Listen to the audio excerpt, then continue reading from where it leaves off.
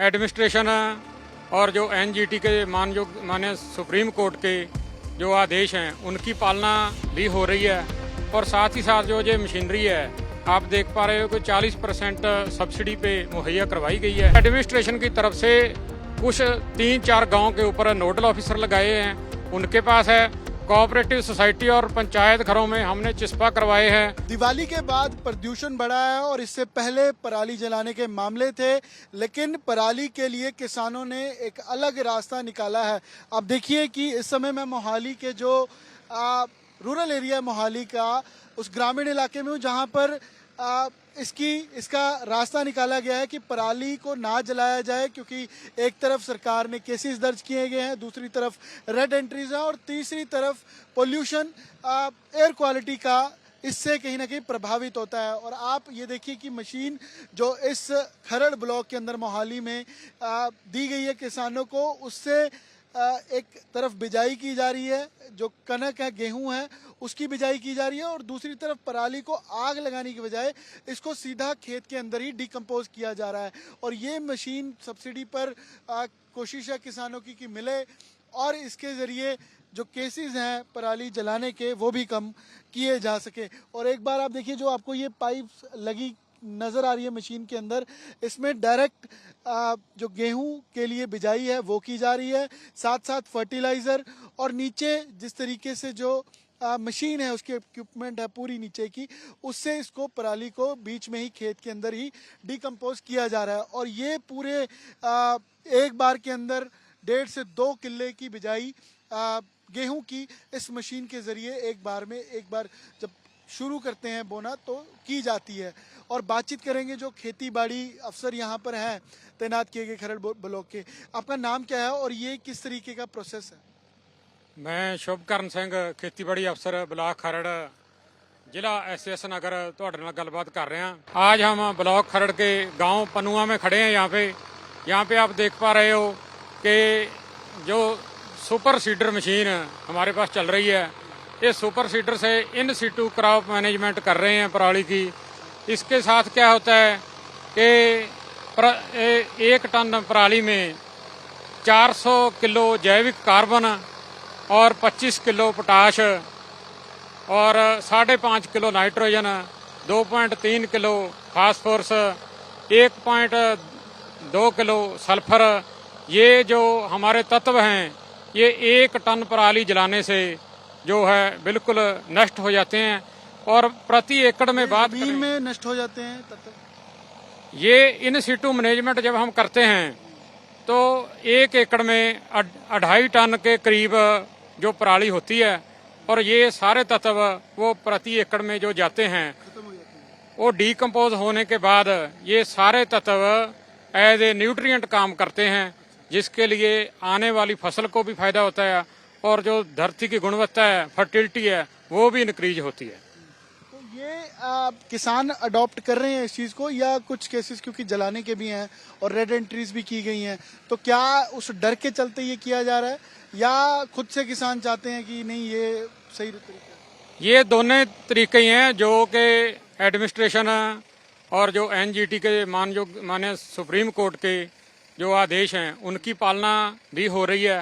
और साथ ही साथ जो ये मशीनरी है आप देख पा रहे हो कि 40% सब्सिडी पे मुहैया करवाई गई है। इसके चलते ये 2000 से 2200 रुपया प्रति एकड़ किराया लेते हैं किसान भाई, और दूसरे जिनकी मशीन है और दूसरे किसान भाइयों को ये प्रोवाइड करवाते हैं, जिससे गेहूं की बिजाई चल रही है। इसमें क्या क्या है? साथ साथ फर्टिलाइजर भी है बिजाई में या अकेला गेहूं है, क्या क्या है? और पराली को डिकम्पोज करने के बाद फसल में दिक्कत तो नहीं आती? इसमें साथ ही साथ फर्टिलाइजर की बुआई भी हो रही है और साथ ही बीज की बुआई हो रही है।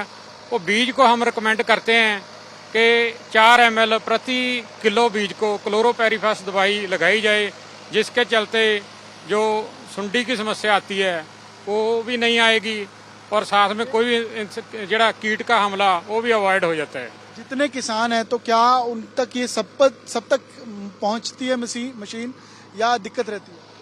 ये हमारे पास इन सीटू मैनेजमेंट की जो मशीनरी है वो इंडिविजुअल फार्मर के पास भी है, कोऑपरेटिव सोसाइटीज के पास भी है और एक कस्टम हायरिंग सेंटर्स बने हुए हैं उसकी जो हमारे पास डिटेल है वो एडमिनिस्ट्रेशन की तरफ से कुछ 3-4 गांव के ऊपर नोडल ऑफिसर लगाए हैं, उनके पास है। कोऑपरेटिव सोसाइटी और पंचायत घरों में हमने चिस्पा करवाए हैं। जिसी को भी किस मशीन की ज़रूरत होती है वो टेलीफोन से सीधा भी संपर्क कर सकता है या हमारे डिपार्टमेंट से संपर्क कर लेता है। टेलीफोन से किससे? कोऑपरेटिव से, किसानों से जिनके पास है, या कैसे?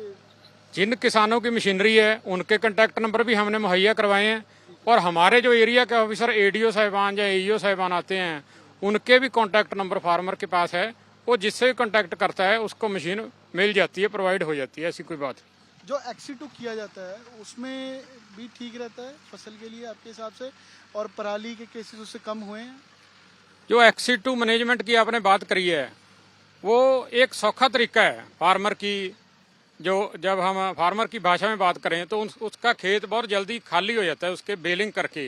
लेकिन अगर भूमि की सेहत की बात करें तो हम इन सीटू मैनेजमेंट को ही तरजीह देते हैं। आप किसान हैं, आपका खेत है जी?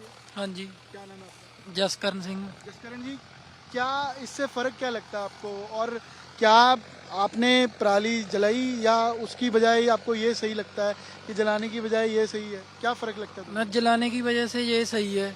एक तो ये फर्टिलाइज हो जाता है, जो हम आग लगाते हैं उससे हमारा नुकसान भी है, उससे फसल अच्छी नहीं होती। इससे अच्छी होती है क्यों, ये बीच में ही फर्टिलाइजर हो जाती है। किसान ये कहते हैं कि जब तक मशीन आती है, मशीन से होता है, उतने में समय निकल जाता है अगली फसल को बीजने का, तो इस वजह से आग लगाना एक जल्दी और मतलब सरल तरीका है, इस वजह से आग लगा दी जाती है। नहीं, अभी इस टाइम तो सभी के पास मशीन अवेलेबल हो गई है।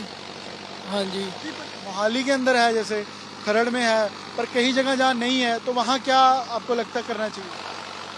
वहाँ पे इनको ਉਹ ਗੱਠਾਂ ਬਣਾ ਦੇਣੀਆਂ ਚਾਹੀਦੀਆਂ ਇਸਕੀਆਂ। ਹਾਂਜੀ, ਉਹਦੇ ਨਾਲ ਖੇਤ ਸਾਫ਼ ਹੋ ਜਾਂਦਾ ਏ ਵੀ ਅੱਗ ਨਾ ਲਾਓ। पर इसको बना के फिर किया क्या जाए? वो सेल हो जाती हैं। हाँ जी, पर उसकी ट्रांसपोर्टेशन करना या उसको लेकर जाना और फैक्ट्री वालों से संपर्क करना, वो आपको लगता है कि इजी है या आसान है, जो किसान के समझ आ जाए या वो उस चीज़ को अडॉप्ट कर ले? हाँ जी, इजी है ये तो। हाँ जी, वैसे वो मशीन अगर मंगानी हो आपने, हाँ जी, जिससे पूरा बन जाता रोल, तो क्या आप किस पे कॉल करते हो, किसको कॉल करते हो? वो जो उनके टोल फ्री नंबर होते हैं उन पे कॉल करते हैं हम। हाँ जी,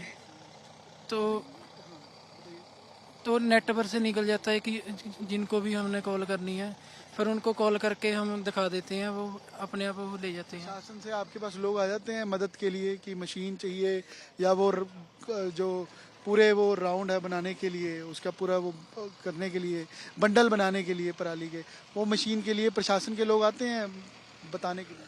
हाँ जी, वो आ जाते हैं गांव में। हाँ जी, जब गेहूं की कटाई होती है ना, जीरी की कटाई होती है, तब आ जाते हैं वो। फिर उनको बता देते हैं कि इतनी एकड़ है हमारे पास, तो वो मशीनरी भेज देते हैं। तो प्रदूषण जो बड़ा है उस पर आपका क्या लगता है कि इसको कम करना चाहिए लोगों को, और किसानों को भी चाहिए कि कम करें? हाँ जी, कम करना चाहिए ये तो। पराली जलानी नहीं चाहिए? पराली अब तो कम जला रहे हैं। अच्छा, हाँ जी, आपके गांव में जलाते हैं लोग अभी? नहीं हमारे गांव में नहीं जलाते। अच्छा, हाँ जी, ये मशीन मतलब सबके पास अवेलेबल हो जाती है आसानी से? हाँ जी, हो जाती है। ठीक है, आपके पास अपनी है? हाँ जी, अपनी है। ठीक है, तो आपने फिर अगली फसल बीज दी है? हाँ जी, बीज दी है। हाँ जी, तो जैसे जसकरण और यहाँ पर जो कृषि विभाग से खेती बाड़ी जो अधिकारी हैं वो मौजूद थे, उनका मानना है कि इन सीटों कर पराली के जलाने को भी कम किया जा रहा है, और साथ साथ जो फसल के लिए अगली फसल बीजना है उसको भी पराली को, क्योंकि उसके चलते यहाँ पे डिकम्पोज करके अगली फसल भी बीजी जा रही है, और ये रास्ता बाकी किसानों को भी अडॉप्ट करना चाहिए। कैमरा पर्सन गुंजीत साथ अमन भारद्वाज, मोहाली आज तक।